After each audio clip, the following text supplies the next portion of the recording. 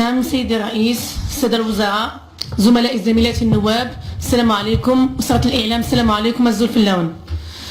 سيدي الوزير، قبل إنشاء مصانع تركيب السيارات كنا نستورد السيارات، وكانت الخزينة العمومية تستفيد من أموال بالنسبة للجباية وكذلك بالنسبة للتيفيا.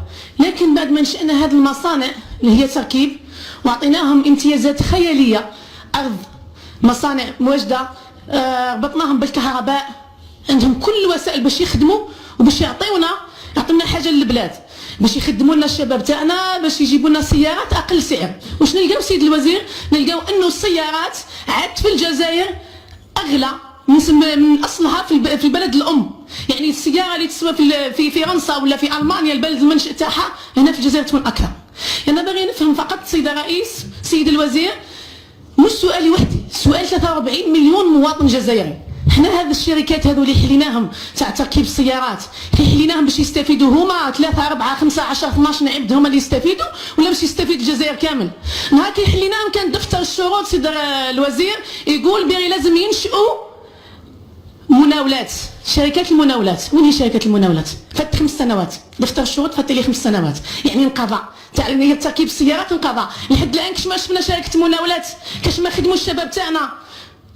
نهار كي كانت الجزائر واقفه على رجليها وكنا حابين نخدموا صح البلاد، كانت شركه اسمها شركه سوناكوم، كان كل شيء تخدم في الجزائر، شاركنا بها فرالي ونجحنا فيها وجينا احنا الاولين في 79.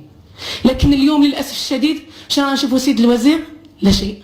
السيارات، والغريب في الامر بعد ما تكون حملات من عند الشعب الجزائري يكون واعي ويقول خليها تصدي، الغريب في الامر واش يكون سيد الوزير؟ انه تكون تخفيضات بمبلغ 100 مليون. هذا هو اللي بغى الشعب الجزائري يفهموا. يعني 100 مليون هذاك نحاها هذا المركب، ما نقولوش المصنع، هذا المركب نحاها من دراهمه الخاصه ولا بغى يتمزى بها على الشعب ولا واش هو؟ هل الفرق هذا تاع 100 مليون هو هامش الربح تاعو ولا هامش الربح تاعو اكثر؟ لا سيد الوزير، لازم نطرحوا عده اسئله، ولازم نحاسبوا هذا الناس بعد ما فات 5 سنوات. واش درتوا لنا اضافه بعد ما عطيناكم كل الامتيازات؟ واش قدمتوا للجزائر؟ واش قدمتوا للسوق الجزائريه؟ راكم هلكتونا، هلكتوا الخزينه. كنا نستوردوا، كنا نجيبوا في الدراهم ندخلوا في العمله الصعبه. بعد ما عطيناهم كل هذه الامتيازات واش استفدنا منهم؟ سيد الوزير، مجموعه من الاسئله حتجاوبونا عليها. متى يتم اعاده النظر في دفتر الشروط الذي يحتوي على فراغ قانوني كبير لكي يجبر هذه المصانع الالتزام بكل تعهداتها؟ هل سيتم استحداث لجنة تحقيق في الأسعار وتضخيم الفواتير؟ ما هي خططكم لرقابة السوق ووضع حد للاحتكار؟ ما هي التدابير والإجراءات التي تتخذونها لضبط أسعار السيارات لتتماشى مع القدرة الشرائية للمواطن اللي راهي مهلوك القدرة الشرائية تاعو هذه الأيام؟ حتى نهار كي فرح قال راح يديروا لنا سيارات جزائرية، لقى روحه مسكين لا يقدر لا يشري لا الأوروبية ولا الجزائرية. سيد الوزير، احنا ماناش ضد انه نصنعوا، بالعكس حنا نكونوا سعداء نهار تعود سياره جزائريه 100% ونصدروا كما كنت تطمح انت وكما كنت تقول في القنوات التلفزيونيه، نطمح الى التصدير الى الدول الافريقيه. لكن واش نصدروا؟ نجيبوا من هنا نفخوا الربض نعاودوا نصدروهم؟ يا سيد الوزير، هاون البطاله اللي راكم تقولوا نقصت، هاون نهار كي نديروا صح شركات المناوله تنقص البطاله، هي ما نقصتش. هم كل يوم يحرقوا ويموتوا على جال ما كانش، ما لقاوش واش ياكلوا، ما لقاوش واش يخدموا، لا علينا. لكن سيد الوزير، الشيء اللي نحبوا ناكدوا عليه انه حنا كنواب ونتكلموا على اسم الشعب، هذا هو ما يخفالناش.